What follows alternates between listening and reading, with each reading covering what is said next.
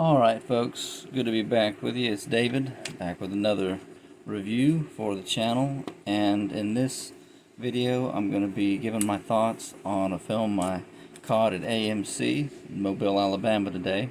King of Kings, put out by Angel Studios. I caught the 3 p.m. showing on May 4th, 2025, and it cost me $10.09 to get in there. There's my ticket stub. Boom, boom. I know you can't see it, but I always do this. And what I think I want to do, just to make sure that I can upload this video and it not take forever, is I want to just switch over to an audio version to give my thoughts later on for this movie, because if I sit here and record my whole thoughts for 30 to 40 minutes on this phone, it's going to take hours to upload it. So good to see you, and now let me go over to the audio. Okay folks, I'm finally back and determined to do this review. I hate to sound like it's some grudging thing, it's so difficult to find a good time to do things when you're pressed for time all the time. And it's actually a day later. I'm doing my job as an over-the-road truck driver. It's 12:59 a.m. in the morning. It must be the 6th. That's Tuesday, May 6th, 2025, as I finally get my thoughts out about the film that I saw, put out by Angel Studios, I believe. Director Jae Sang-ho. That is interesting. Released back in April. And the film's done very well. As far as the box office, let me go ahead and look up those details while I'm looking at my phone here. King of Kings box office. Of course, these numbers will be old by the time anybody sees this review. $62.3 million, and I just noticed it said the budget was 25.3, so that's excellent. That's really nice. And I thought from the first time I saw the trailer for this that it at least looks interesting, like it might be a good installment in the movies that are made to tell about the life of Jesus Christ. I never actually watched The Passion of the Christ. There was something I need to watch it one day, but there was just something about it that made me think it was just going to be too heavy in a certain, like we go in a certain direction too much, that I would think that it's not even the Bible anymore. And the last film about the life of Jesus Christ that I saw was Son of God back in 2014. And it was pretty good. I remember these three old ladies walking out of the theater who had seen the film in the same theater I did, and they were talking about the Passion of the Christ and how this one wasn't quite, that Son of God wasn't quite as powerful as that one was. And I think it's because of, I haven't seen the movie, but I know that the Passion of the Christ focused heavily on the last few hours, the crucifixion of Jesus. And again, I gotta watch it one day just to give it a try, because I know Mel Gibson is going to be soon releasing his film about the resurrection of Jesus Christ, and might be best just for that to go back and see how he did the first one, maybe compare it to whatever he's coming up with next. But King of Kings, I appreciated this movie very much. I enjoyed it. And just to go ahead and get into what I saw from, I'm not going to worry about spoilers or anything. I usually put up these little flashcards, these little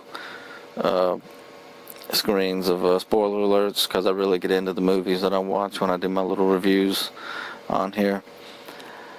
I saw this, the trailer for this, and I just thought it might be worthwhile. But the first thing I actually saw was a billboard for it. I can't remember where, but again, as a over-the-road truck driver, I see billboards for all kinds of things. And I thought, I don't know. What piqued my interest was that it was a story being told within the movie, and apparently it's by Charles Dickens. And just to go ahead and get into the movie, and this is going to be a real rambler of a movie review. It was Charles Dickens as an actor on stage. Starts out with an old man walking through the snow, trudging. You quickly realize it's Ebenezer Scrooge. He's telling the story of like a Christmas Carol, and it's when the Scrooge is wiping off it must be the third ghost, the ghost of Christmas future. He wipes the snow off of the grave, and he realizes that it's his own grave. He's going to be dying soon, and he's like, "No, it can't be. I'm a changed man." And it's so disconcerting. I was like, really? It's so good looking. The movie really is just so good looking, the animation, but there are different things along the way that it kind of broke the fantasy, and I guess that's the best way that I can think to say it. You see Scrooge stop all of a sudden in his dramatic acting because you can hear, what was it? It wasn't the audience. It was something crashing behind him. It was some kid crying. Oh yeah, it was his own child behind. It was behind Charles Dickens, behind the big theater curtains, and then Scrooge gets right back on cue with his, "I tell you, it can't be so. I'm a changed man. I will live my life in the past, the present, the future. Oh," it's like, "I'm a changed man," and it's really good. But then it finally, you get out of the snow scene, and then it's back in their real life. He's on stage. He's portraying this character, and What's interesting is, I guess maybe it's like a rehearsal thing, and yet there's a full packed house audience. Charles Dickens isn't dressed up as Ebenezer Scrooge. He's just in his nice period piece clothing, very nice looking. And it's his own kids and his wife trying to, well, I would like to say the wife is trying to corral the kids, but maybe not so much. And that's what kind of bothered me about the opening of this film. This opening sequence, as he has to go behind the curtain because his very young children are coming out like onto the stage, and there's this cat that's running wild. I'm going to come back to that cat. Oh my goodness, am I going to come back to that cat? Oh man. And I happen to like cats, but this cat got on my nerves, especially at the beginning of this movie. It's a scene you've seen many times, heartwarming, and you're trying to think, what's going on here? The kids are playing. His youngest son, Walter, is got his little play wooden sword, his toy, and he is King Arthur. The Knights of the Round Table. He's playing with his brothers. They're running here and there. They're making all kind of racket, and I'm just thinking to myself, okay, I guess you got to open up the movie somehow, but it's like, This almost ticked me off. I kid you not. As I'm watching this movie, and as you can see, I'm going to have a good time with this review. Oh man, this scene kind of grated on me a little bit for two reasons. Well, actually three. The sound, maybe it was the fault of the theater and not the movie, but I thought, it seems like Charles Dickens I ought to be hearing his voice and his yelling a little bit more. I ought to be hearing what the kids are saying as they run around pretending to be the Knights of the Round Table and King Arthur. And Walter referred to his cat as my trusty, I don't know if he called him a squire, but it was like was he Sir Lancelot? I can't really remember. But maybe because I couldn't hear fully the dialogue and things were happening kind of quickly. I'm like, okay, it's cute and all, but it's like, it was also outrageous. I'm like, these kids are out of control. Woman, get these kids under control. They're running everywhere. They're causing a ruckus. They're disturbing the play, such as it was. I think, look, it was just him. Was it just him rehearsing something at a stage? That was interesting. But, or on the stage, anyways. That kind of got at me, and the fact that I couldn't hear it all. If I had heard it better, that would have been one thing, but I was thinking about multiple things at once. It's like, seems like the audio, like the sound, for whatever reason. And I don't think it was the theater, because it was only at that part in the beginning. I don't know if Angel Studios, whoever did the, who did that, just dropped the ball on the beginning sequence there, as you see Charles trying to keep his composure, trying not to get too angry, trying to get things settled with his kids, and his wife sort of helping him quiet the kids down, and then the cat getting on the manuscript, something that he had been writing. And this comes back at the end of the movie, what he was writing. And this cat, this defiant little feline, looks up at Charles Dickens, and with all of the just, I would like to have drop-kicked this cat into that audience, man. I kid you not. This cat was grating on me. I was like, this is your pet? This is Walter's cat? What is this? This cat looks up at Charles Dickens on these papers, and when he says, off, and finally he tries to yank the paper out from underneath the cat, and it rips. Then the cat has a different expression on his face, like, uh-oh. I didn't. That cat was too much. I would like to say more of what was said right there at the beginning of the film, with the behind the curtains corralling of the young children, and the top that went underneath the curtain onto the stage and rolled right back under the curtain again to where the family was. With the kids carrying on, but I can barely remember it, because again, the audio was just, the sound, there was something off about the beginning of this movie, and that part in particular. But maybe it was the theater, I don't know. Anyways, finally, Charles Dickens kind of lays down the law with his son Walter, saying, well, did he take his sword? I can't even remember what happened, and I only just saw the movie yesterday. Did he take his wooden sword from him? Yeah, that's what happened. It wasn't the cat. Heaven forbid he would threaten to put that cat in the vet, or take him down to the pound. That would have been nice. But I will get back to the cat, because the cat does grow on you, even me, as the movie went on, and we'll just talk about it as we go along. This is going to be a nice long review. I want to spend some time on this movie because it is worth it. It was a very, very decent flick.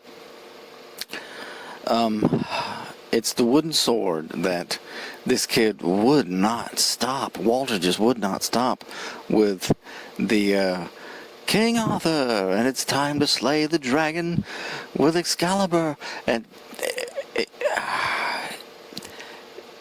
it was essential that was in the movie, but the way it played, it got to be where it was too much, and it kind of grated on you. And Charles Dickens, at different times in the movie, being kind of afraid of the cat.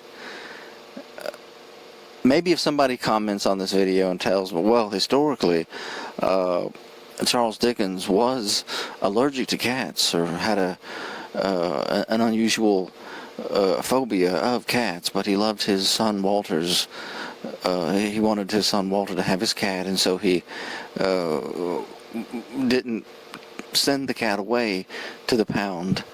Historically, if somebody writes something like that in the comments of this video, I will gladly try and confirm that. But for now, I'm just going to assume that the movie makers of this film just wanted to add some quirky, cutesy-poo stuff that in the couple of moments where this happened, maybe 2 or 3 moments, when Walter asks a question about the story of Jesus that his father's telling him, and all of a sudden it's the cat again. The cat is in some odd predicament, and it just, again, it kind of breaks the train of thought. It breaks the fantasy of the movie, the flow of the movie, except for one time, and I'll get to that as we go along. I'm trying to remember what happens next. He tells his son, because bad behavior has consequences. That was important. That was the first really good thing in the movie. He takes that wooden sword away from his son, and he says, we'll talk about whether you're even getting this back. And it was oddly refreshing in a kind of a sad way. Sad for Walter as he's walking away, kind of sad, because bad behavior has consequences. And this, you can only imagine. I don't know who did the voice acting for this kid, and I put my phone down here, so I'm not going to look it up, but it's this cute little British or English voice throughout the whole time. Very young child, and it's so it's like heartwarming. It endears you to him in the movie, and the whole thing with the beginning there is that maybe Charles overdid it. Maybe he put his foot down too hard on on his son, not literally, but to squash the commotion, to quash it, and get the kids corralled, get them under control there. His wife picks up the shreds of the manuscript and puts them all back together, because I kid you not, the opening scene was so nuts. It ends up with the cat on the paper, running like on a treadmill, and running all of tossing the papers everywhere, so that there are papers flying everywhere. It's chaos. It's a chaotic scene, and it's so odd to me somehow that, as good as the rest of the movie was overall, as far as animation and the way that they draw things, the way they set things up, that first opening, there was, I don't know, it just seemed like there was something a little off about it, and I want to blame that cat, but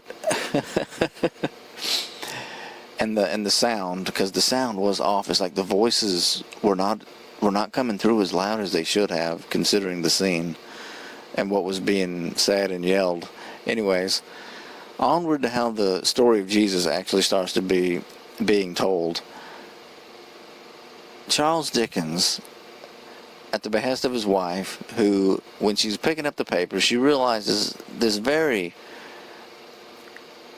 important work, this very good little manuscript that he's begun writing. And it was for his children, basically. And he names them. He's talking about the story of Jesus. She says, maybe you should tell him this story. And the whole thing is that he hasn't even talked with his son yet to maybe talk about the wooden sword, and you got to calm down, and you're not actually King Arthur.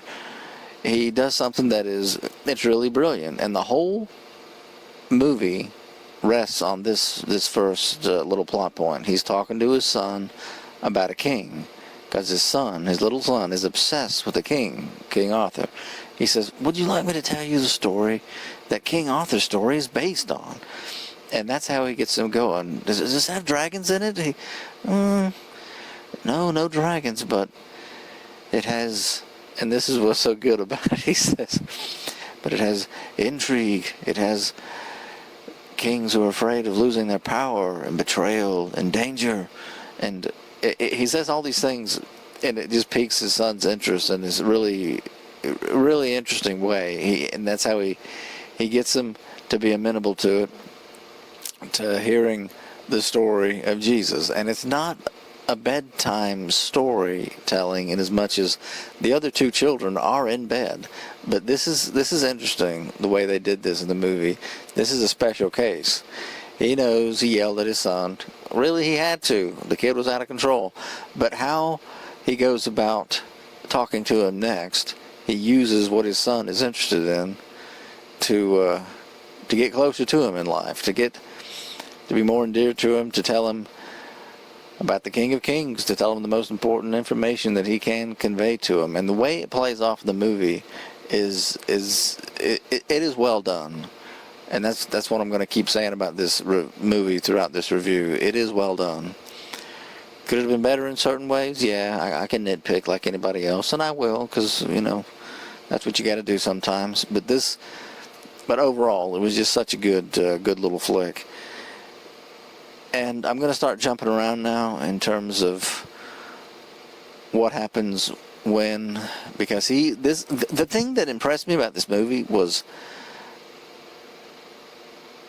it's right there in the imagery in the trailer. That's Jesus, like the adult Jesus, and I saw the image of him in that cartoon animation on the cross and all that, and I thought to myself, wow, they're actually going to go there. Is this really meant for kids?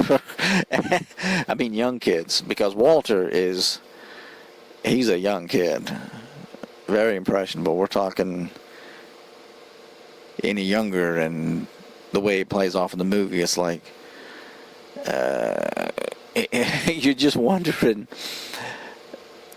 would he really understand this? But again, it goes back to just the simple idea of a king, and it comes back to that multiple times in the movie, and it works really well. Again, this is going to be kind of erratic, me jumping around with what I remember from what I saw, but it tells the whole life, or tries to. Obviously, you can't really do that, but as far as a movie, in an hour and 50 minutes or so, was it? I can't say it enough. It did a good job.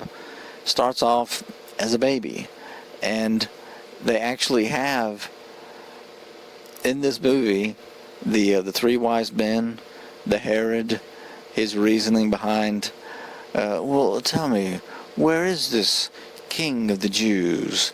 And what's good, what's very, very entertaining, if you know the story of Jesus, and you've read the Bible, and you know about what happened in the killing of the babies, because he wanted to wipe out any threat to him, any possible threat to him. The way he talks to his underlings there, the Herod, it's all the more entertaining if you already know the story, to watch these cartoon animations play in the movie. It was so good. It was so well done as far as the little dialogue between the characters. And one thing about it, this is not like a verbatim what the Bible says. There's a whole lot of paraphrasing, is what I mean by that.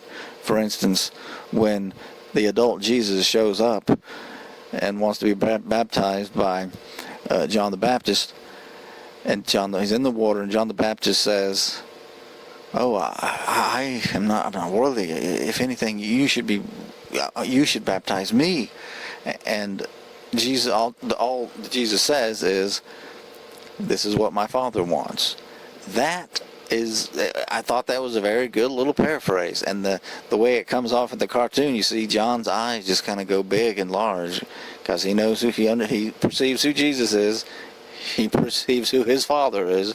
There is no word spoken. He just takes him like a little embrace, and it's in one motion. It doesn't cut or anything. He immerses Jesus Christ. He baptizes him in that water all the way down, and then all the way back up again.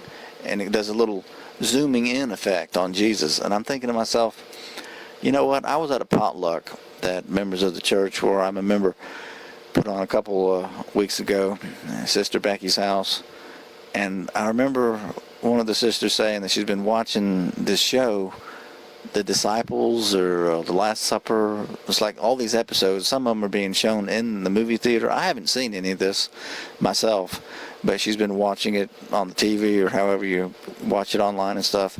And she said that there's been no baptism, no actual baptism. When they baptize, quote unquote, baptize somebody, they sprinkle them or they do something else. Like 2 different things she said they do in this TV show with that's actual live action with flesh and blood, men and women, an actual production. Meanwhile, in this 3D animated Pixar-looking cartoon I saw at the movie theater yesterday, King of Kings, they actually got baptism right. I thought, how about that? They actually baptized Jesus Christ in this in this movie, in the telling of this story. They actually got baptism right, and I thought, well, how about that? That's pretty cool. But that's a good example of the paraphrasing when I thought they did a good job of it. This is what my Father wants. That was one of the better examples of that in the movie. It doesn't always play perfectly well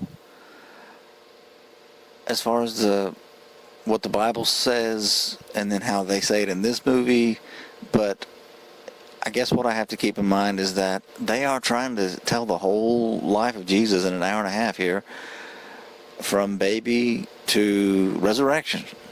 And it was a valiant effort. It really was.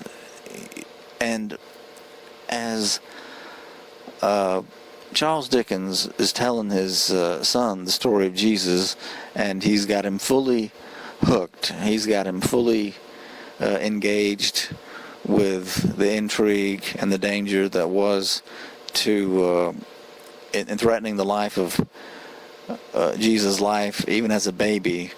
Something they do that I thought, this is just beautiful. It could only work. And another thing, it could only really work this well in an animated flick like this. The way throughout the movie, and you got to see this to really understand and really feel how, and really, you got to see it to understand and appreciate what I'm saying. They put themselves in the story. When Joseph is Joseph, the earthly father of Jesus, is going to these places, trying to find a place for him and Mary, who is very much with child, very soon to deliver, and he's having the door shut in his face multiple times, and then he goes to this place, and the guy says, I have no room, I'm sorry, I have no room, but we've come so far, I'm sorry you've come this far, only to be told no room for Mary and Joseph in the inn. And then it's like the baby's coming imminently, right? And so the guy says, well, I do have a stable, like with the animals, basically, and a manger. And then it stops the movie so that Charles Dickens can explain what a manger is to his son.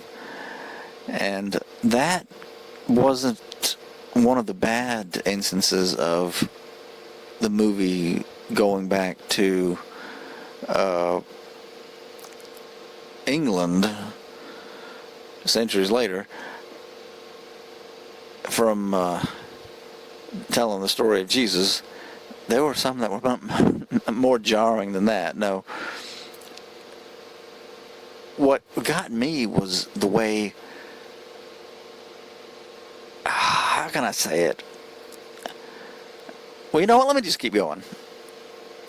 They put themselves in these situations, like you can see Walter, this little English kid, like kneeling down next to Joseph, as Joseph looks at his newborn baby and is just in awe of what's going on, and the 3 wise men showing up, and how the 3 wise men, they show the 3 wise men going to Herod first, and he's like, oh, well, there's no king's been born here, but hey, if you do come across one, come back and let me know, so that I may also. I thought that was that was kind of nuts.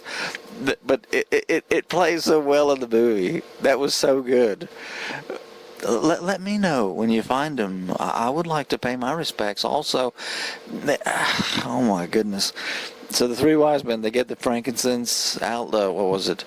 Myrrh, gold, frankincense, and these were gifts fit for a king. And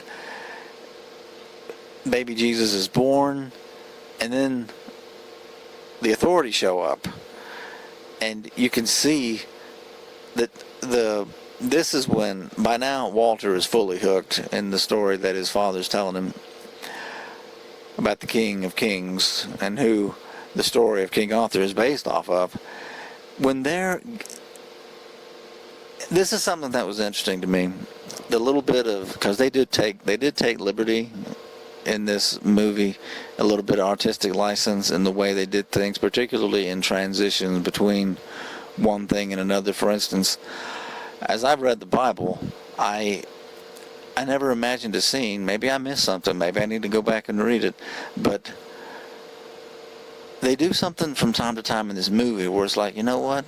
I guess it could have gone down just like that. Like they just portrayed it in this movie.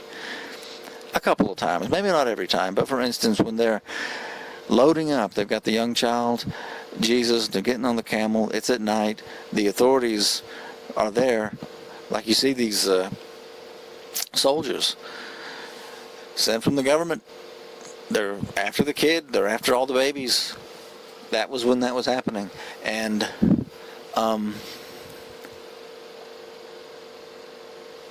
you see, it's like the way the movie plays off. It's like it was the portrays it. It's like it was a narrow escape, like a close call. You see Mary, Joseph on a donkey or two, I forget, and they're kind of slowly galloping away as quickly as they can with the young child, baby Jesus. And right when the authorities would look in that direction, all of a sudden, I guess from God Almighty, a little dust cloud stirs up right there, centered around the house, so that it like obscured the anything that they would see around the house. And it's like, whoa, where did that come from? I can't see. I was like, pretty good little bit of artistic liberty they might have taken there. And maybe another example of I don't know if I should call this artistic license or not, because when you read the Bible, for instance, you're just being told like a narration of what happened when Jesus was tempted of the devil those 3 times. For instance, it said, I believe the Bible said he was led up into he fasted 40 days and 40 nights, and so then the devil tempted him, and it's what the devil does when you're weak. He'll jump on you. In this movie, it was like he went into this thing where he was spirited away. He was on top of the temple, and then he was on top of taken into an exceeding high mountain, and you hear this voice, this devilish voice say, cast yourself down. And it's good because just like in the Bible,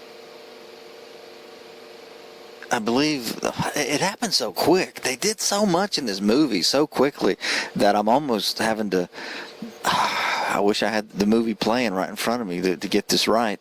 The devil say it is he tries to use scripture to tempt Jesus to do these things, and each time he tempts him, Jesus uses scripture to refute him and don't tempt God and get behind me, Satan, and all those things.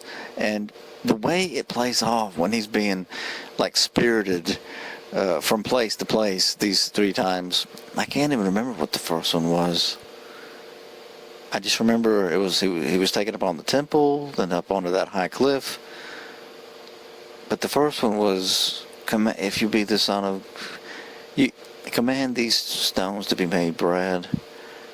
I'm trying to remember what that scene was, but I can barely remember it now. All I can, and this was yesterday. All I can remember now is this whoosh, like a tornado, like a dust tornado. He takes Jesus, and all of a sudden you see him on top of the temple, and then whoosh again, you see him on top of that high cliff. And I thought for sure when he said,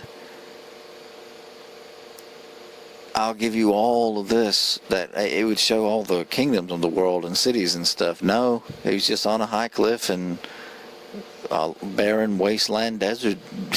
It looked like to me. I thought, still pretty good. And again, even paraphrasing some of the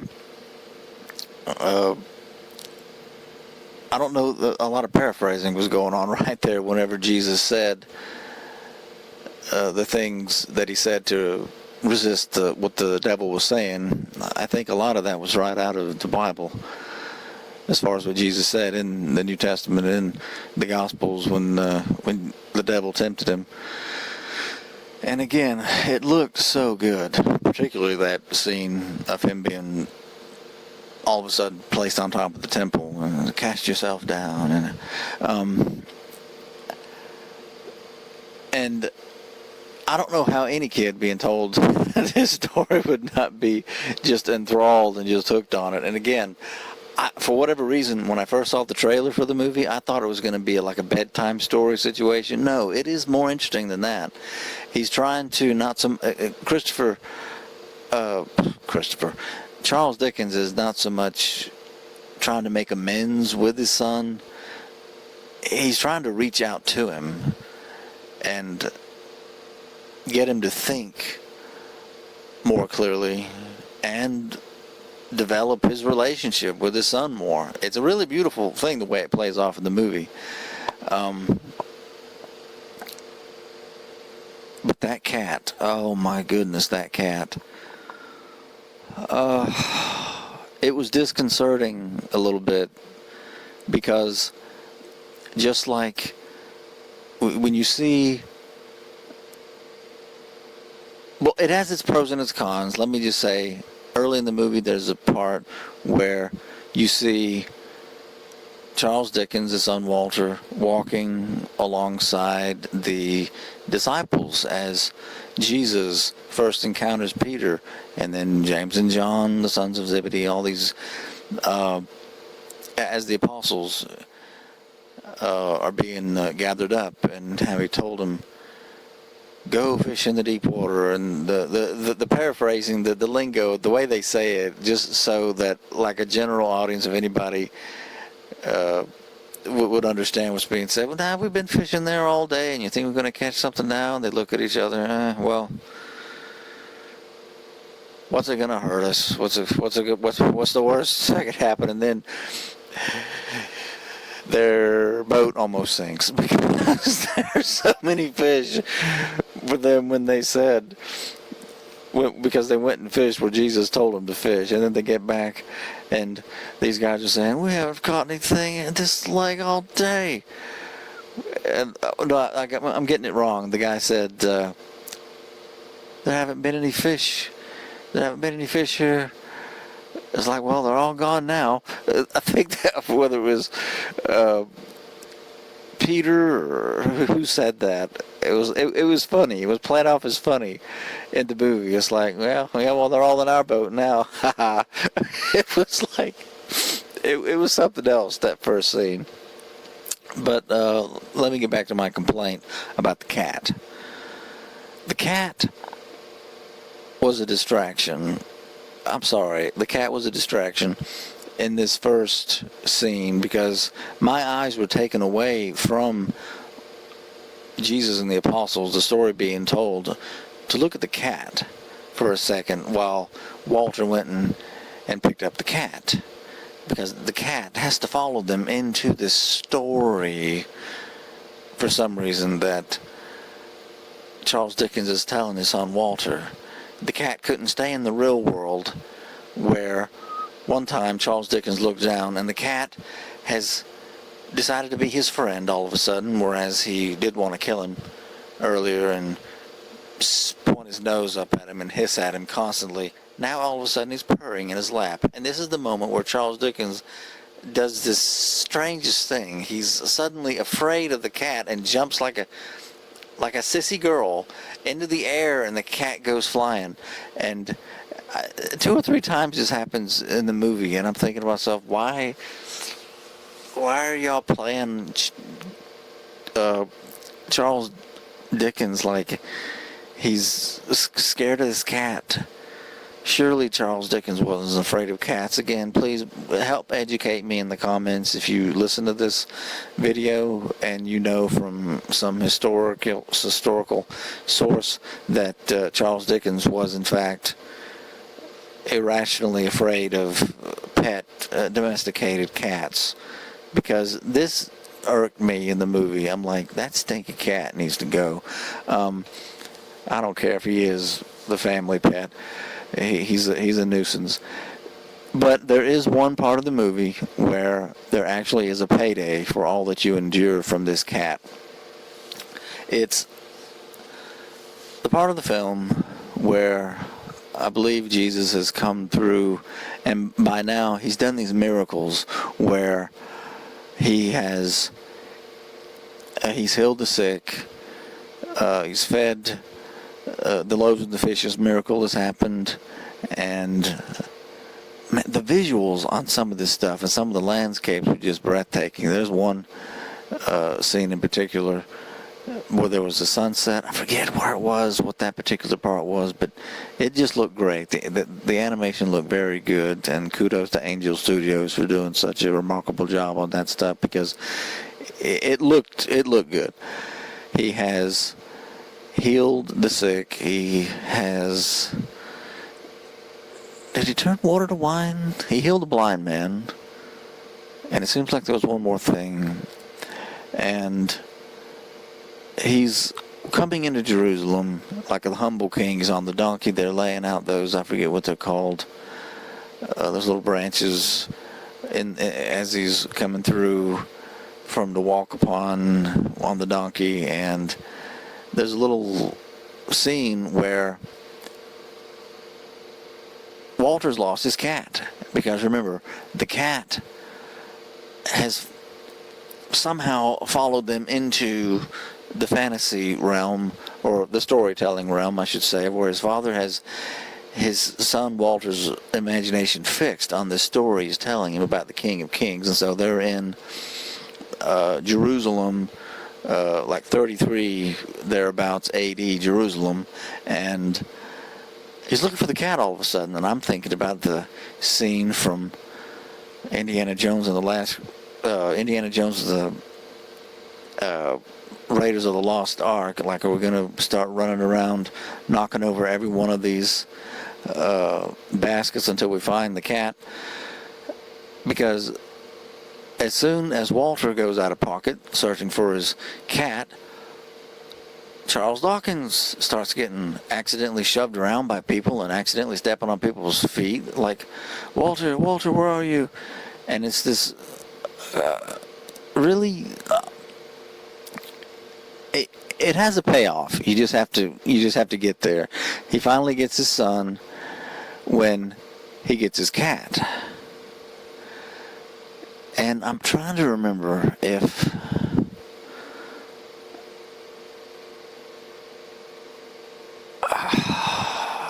something in me they did something with the music in this, and I just so wanted Walter, as he's concerned for his cat and he's running through the crowd, that when he finds his cat, I so wanted it to be Jesus holding his cat and smiling at Walter, waiting for him to come take the cat from him.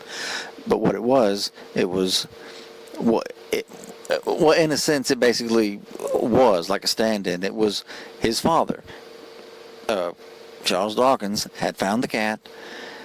He's standing in the crowd of people in the road a little ways, and then the movie transitions over to they're like basically outside the house there, I guess in London, in the snow or the dreary, like cold night. The cat had gone out for whatever reason.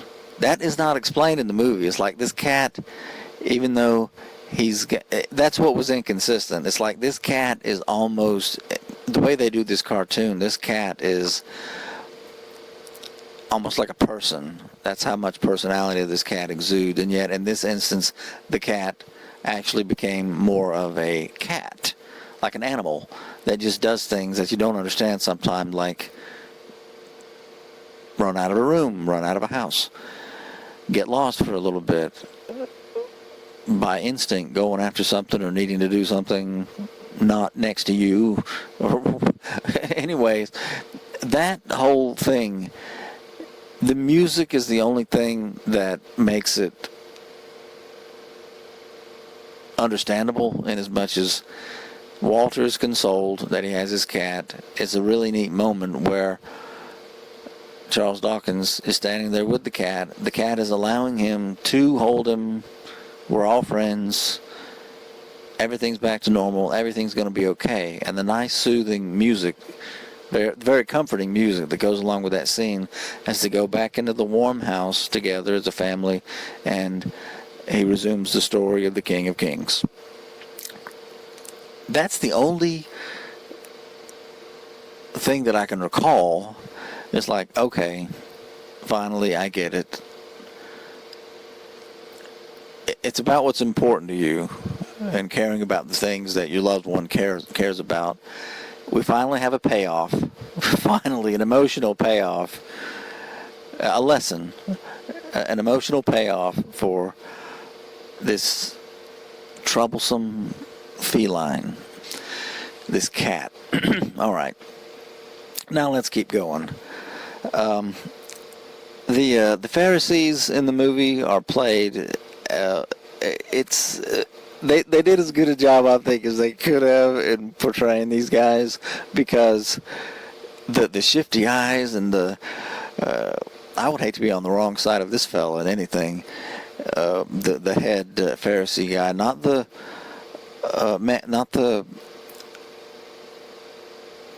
man. I'm trying to remember who that was.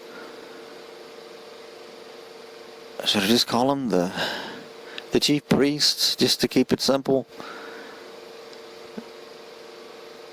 The man with the metal staff, kind of scary. The animation on him when he goes into his accusatory words toward Jesus in this movie, it was kind of scary looking. I'll be honest with you. I was like, whoa, he looks a little bit too intense there. Is this too much for kids? But that's something that kept coming back to my mind again and again, because they literally have the instance when they're trying to set a trap for Jesus, trying to accuse him and get him to fall out of favor with the people so that then they could arrest him and do away with him. They bring forth the woman caught in adultery. It's like, here's what we'll do. We'll get him to really, really show what a fraud he is. Well, because they already gotten onto him for, like, did you really just heal this person on the Sabbath? And did you say that you could forgive sins? Only God can forgive sins. And again, this was a good instance of the paraphrasing again. And I you know what? I'm going to praise the movie this highly. And this is some good kudos. The way they did this in this movie actually helped me to understand that particular occasion in the New Testament. Looking across at these guys, after these guys had lowered that man, the crippled man, down into the room, and then Jesus went further than healing them and said, your sins are forgiven you, your faith makes you whole. It says this throughout the movie different times. When the guy says, did you just say, only God can forgive sins, what do you think you are? And then, when he says, tell me which is harder. And now I'm about to get the wording wrong. Please forgive me, folks. Well, when he said, what's harder? To say, I'm about to forget. I want to get the exact words right, but I'm about to get them wrong. To say this, or to say, arise, pick up your... I'm about to forget what the man was lying on. I can't believe my brain is... I got to go to sleep as soon as I finish this review anyways. So it's about to be 1 a.m. in the morning. Pick up your bed. I'll just say pick up your bed and walk. He had healed a man who was lame, right? And the music is going good. And he says, which is harder? To say your sins are forgiven you, or to say, arise, pick up your bed, and go your way. And then the man looking at him, and Jesus looking at him, and the man looking at Jesus, and Jesus looking at the man, he gets up, the lame man. It's one of the great scenes of this movie. As he said, thank you, Master. And he's walking away. And another time, it was when he healed the blind man. Don't tell anybody about this. And that's the first time you see the Pharisee guys like, where did you come from? What did you? How are you seeing?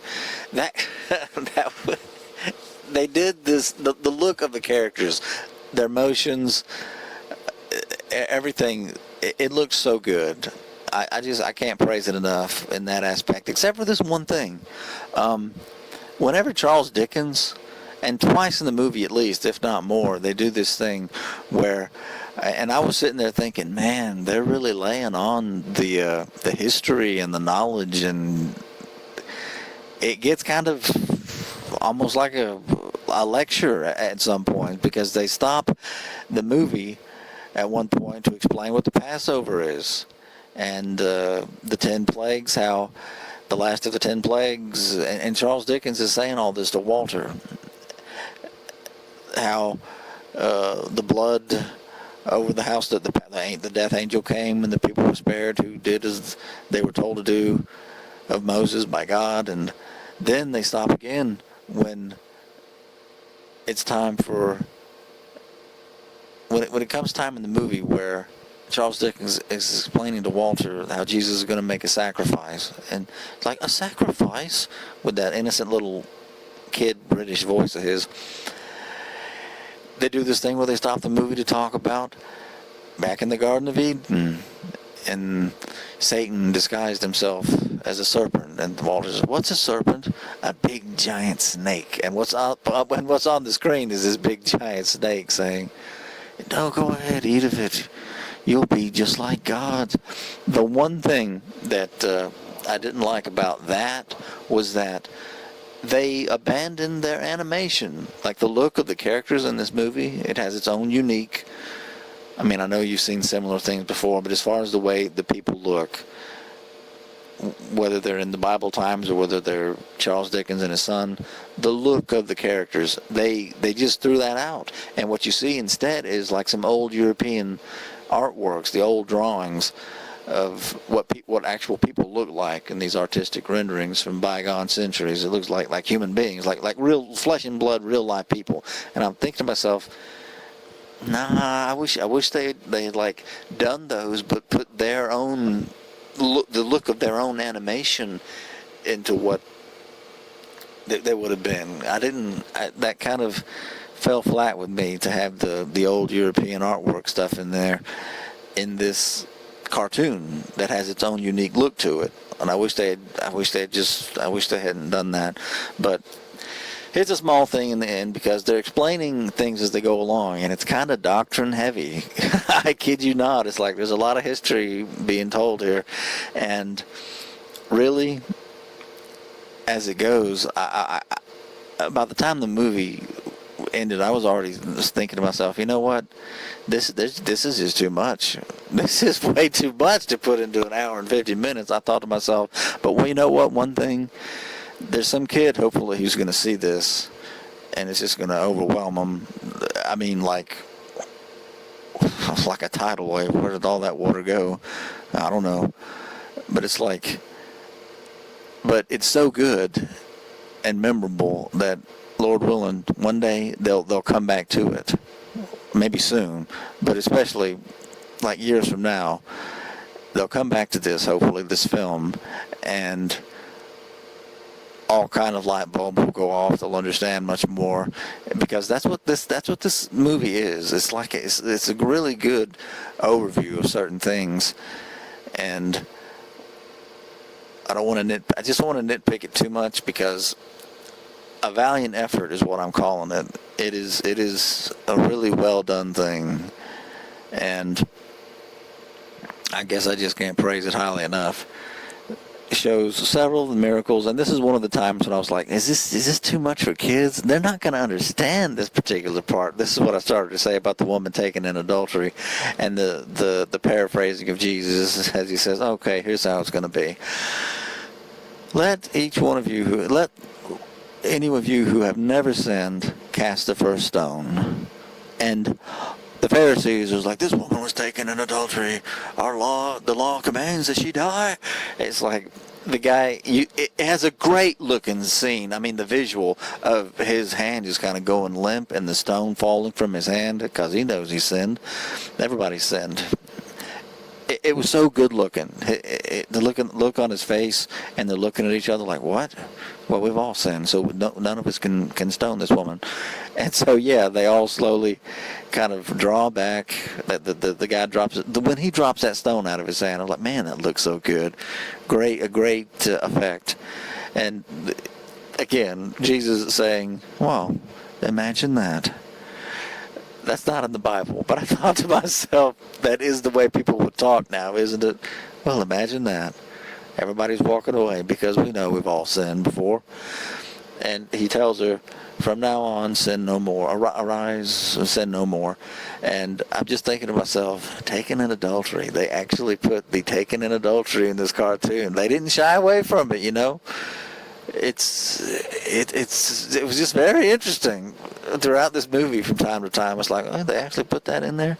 And then the scourging, when they scourged Jesus, they didn't show that directly.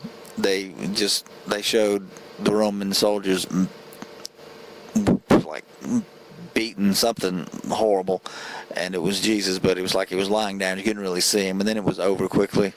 Oh, and a crown. I don't know why they gave these Roman soldiers this surly, what was the accent? It sounded English. It was that kind of an accent I can't think. Like, a crown fit for a king, and they're shoving it down on his head. It doesn't really show it. It just then shows him wearing it. Things like that. This was such a creative movie.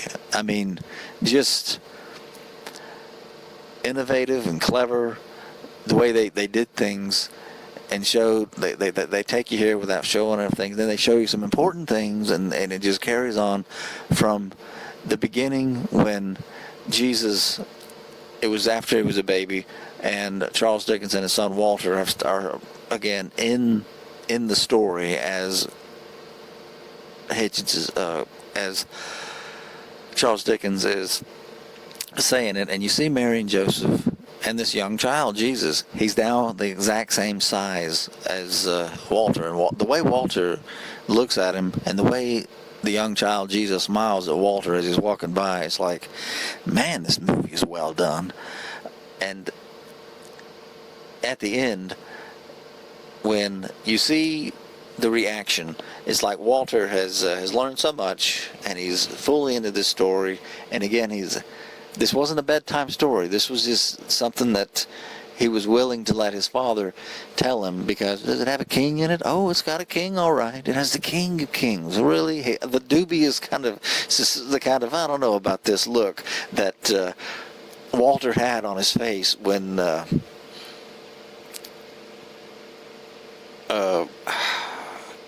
keep wanting to say Christopher Hitchens, and that is the exact wrong name to say.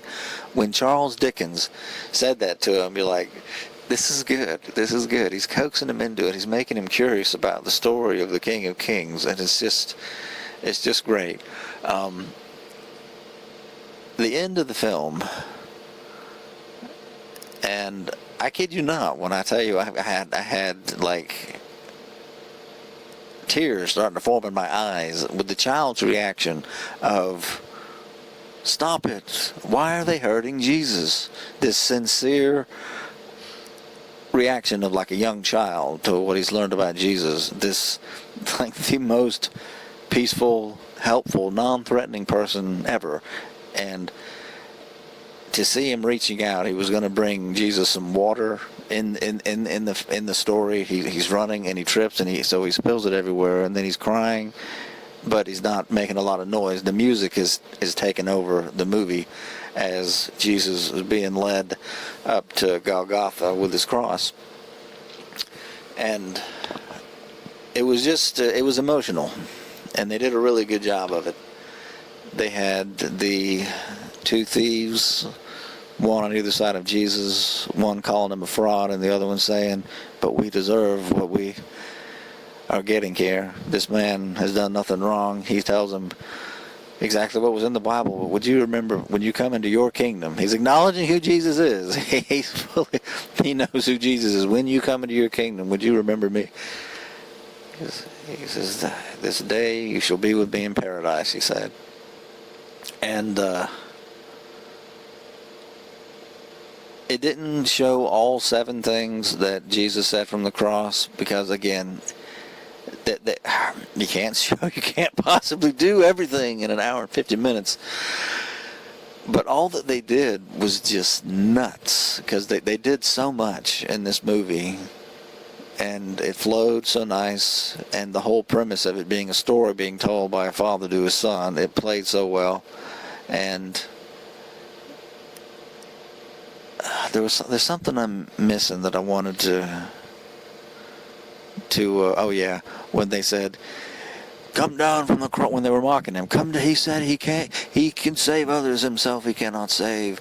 And he said he would rebuild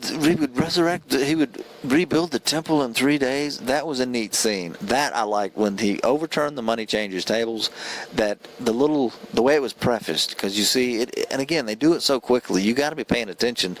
It's like some bartering that went bad. You see somebody snatching a dove out of somebody else's hand in exchange. It's like, no, I want this much money, or I want this much money. You're cheating me. The people are talking different things to each other. Jesus is looking at the temple, and you see the chief priest, and you hear what he says. He says, the people will pay whatever you charge them. It's something like kind of cruel sounding. And then Jesus overturns the money changers' tables, and when he looks at him, the chief priest, and he says, you've turned my father's house into I'm forgetting the words, but the look that the chief priest gave to Jesus, it's like, man, he really wants to kill him now. And then they applauded to kill him. And that's another thing they did in this movie. Man, they did a lot. When they came out to arrest Jesus, every day I was in the temple and you didn't arrest me. Now you're going to arrest me. And the way that played off, I was thinking to myself, trying to piece things together as I understand it from the times that I've read the Bible, and I know the gospel accounts, I should say, there's only one gospel. They emphasize different things at different times sometimes, and it gives you this whole picture. But it's like when they went to, I've always imagined that Peter was more impulsive than what he was shown in this movie, because the way this movie portrays it, they were seriously accosting the Lord's, the 3 that came with him into, was the Garden of Gethsemane.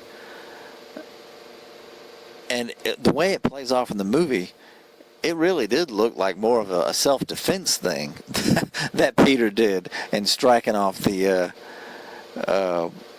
I forgot his name, the soldier, I'll just say the soldier's here. And then when Jesus said, he who lives by the sword dies by the sword, put the sword away, and he put the ear back on him. This was a good effect. Of the guy who had his ear cut off. He never ceased to be shocked and in awe of what was going on and kind of like, what is happening here? The whole time you see him, even after Jesus speaks and he tells him, you want me, here I am, leave these be, I'm the one you're after. He's like the last one to leave. Was it Malchus? He's still got his hand over his ears. It's like he can't believe what just happened. His ear was cut off, and now it's put back on. So many things they did in this movie. I imagine if you gave them 10 hours, or like a whole series or a trilogy, they'd probably try and do chapter by chapter, which I would watch because of the good job they did in this movie. But yeah, in the end, one thing about it, it kind of sped up at the end, and I was thinking, well, it's ending kind of abruptly now because, again, you can't do everything. You can't show everything. You can't. There's just too much. The New Testament isn't something you can get through.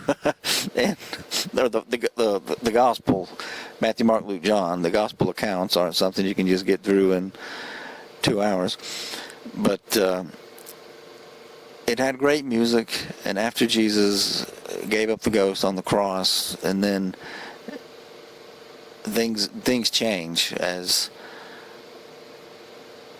Charles Dickens has said so much to Walter and talked with him so much about so many different things. He talks about what it meant when Jesus had said to them, again, so many things that they didn't understand even at that moment. When he had overturned the money changers' tables, he had said, and he knew they wanted to kill him. He had said, tear down this temple and I will rebuild it in 3 days. That on the third day he would rise from the dead is what that meant. And then you hear Walter saying at the end of the movie, why is the tomb empty? Why is the stone rolled back? And then it's the end, and the music is carrying you out of the movie, through the end of the movie completely, because he is risen and has the King of Kings logo, and it just flowed so nice, the whole thing at the end.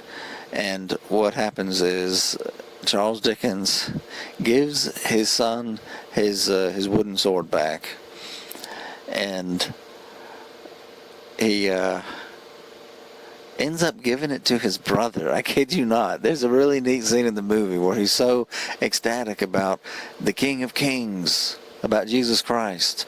And something that jumped into my mind as I'm watching this movie was as he goes in there and Charles Dickens' wife hugs him, and the family is even closer than they've ever been, and he's on good terms with his son. His son understands some things that he needed to understand. He goes into their room where the other two siblings were asleep, and that's what he gives him, his brother, his wooden sword that was Excalibur, because he's King Arthur and he has to slay the dragon. That's all that was on this kid's mind, and now all that's on his is the King of Kings. It's the greatest. The more I think about it, it's a terrific ending. It is truly great, because as he was going into that room and as he's doing that, he woke them up from their sleep. He can't wait to tell them about Jesus and the story that his father just told him. And the thing that jumped into my mind as that's happening and the ending has come for the credits to roll down, and you see this great effect. It says the King of Kings, and it has a little animation of what the Jesus in this movie looked like. As Walter went in there, the thing that jumped in my mind was this. These are the words I just started thinking. I just said to myself, when it really hits you in your life, you are going to want to go and tell somebody. It can't help but be so. And I really, really like this movie. I appreciate it very much. It was a very valiant effort.